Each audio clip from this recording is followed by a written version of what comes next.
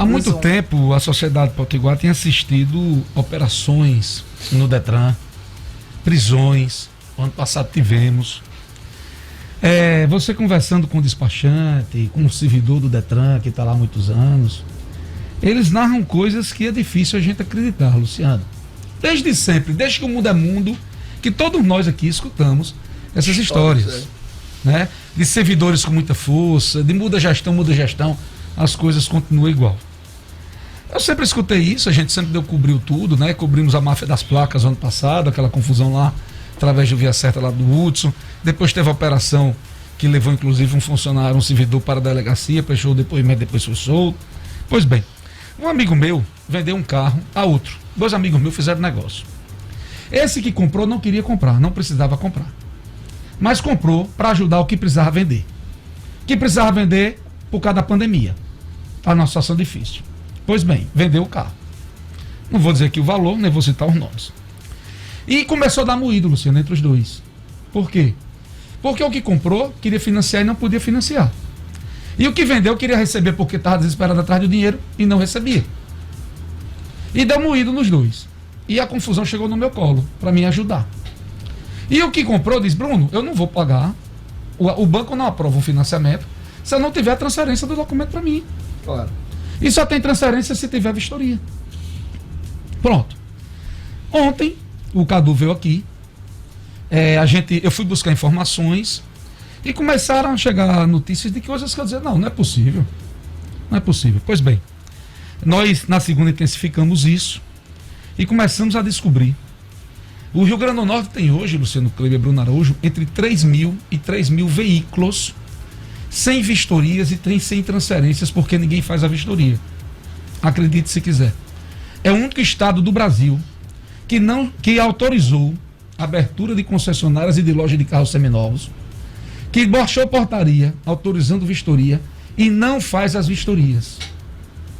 E não faz por quê, BG, as vistorias? Porque tem um coordenador de vistoria, o seu Carlos Vigílio, que tem mais força do que o diretor do Detran e do que a governadora do estado. Não foi feito nenhuma vistoria no Rio Grande do Norte de março para cá.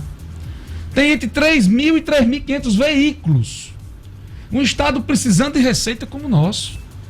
Cheio de fornecedor atrasado, não consegue cumprir com ninguém. E se dá o luxo, governadora do estado, de ter um coordenador do setor de vistoria que manda mais do que o diretor do que a senhora. O estado do Rio Grande do Norte tem uma empresa há 2 anos cadastrada, a Renavim, do senhor Alex Gugel, que eu falei hoje de manhã, e topa entrar aqui ao vivo para dizer poucas e boas do que está passando e o preço que está pagando por não poder trabalhar no Rio Grande do Norte. O senhor Dudu Machado, há 2 anos atrás, me concedeu uma entrevista e anunciou, Luciano Kleber, naquele momento, que é uma grande aquisição para o Rio Grande do Norte, esse sistema de vistoria online através da inteligência. Isso foi divulgado como uma grande conquista para o estado. 2 anos depois, a empresa não consegue trabalhar, mantendo escritório e funcionários. Segundo o prejuízo do empresário, já ultrapassa 2 milhões de reais. Ele denunciou o Ministério Público, levou tudo ao Ministério Público e mostrou porque não consegue trabalhar aqui no Rio Grande do Norte. E ele não consegue trabalhar, Luciano, porque forças ocultas não permitem. E o diretor do Detran, o senhor José Nilson, se eu não me engano, esqueci agora o nome, mas eu me lembro já, não tem força para botar isso abaixo. E a governadora do estado, se tiver conhecimento, também não tem força. Porque quem está mandando no Detran é o corporativismo. E fica o estado, e fica a sociedade tendo prejuízo e não podendo emplacar nem transferir carro. E aí a gente precisa saber por quê. Por que está acontecendo isso?